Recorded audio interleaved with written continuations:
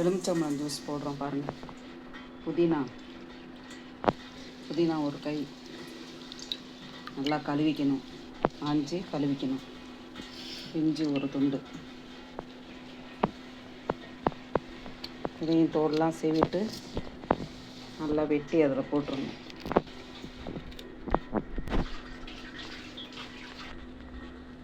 எலுமிச்சம்பழம் நல்லா புளிஞ்சிக்கணும்.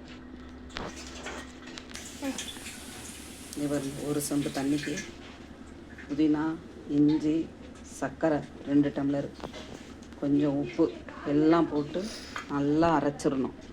அரைச்சோன்னு அப்படி இருக்கும். அதில் இந்த தண்ணியெலாம் ஊற்றிக்கணும். ஊற்றி வடிகட்டிடணும். தண்ணியை ஊற்றி வடிகட்டணும். பண்ணிடு. இவங்க ஜூஸ் ரெடி. நல்லா குடித்து பார்த்துட்டு சப்ஸ்கிரைப் பண்ணுங்கள்.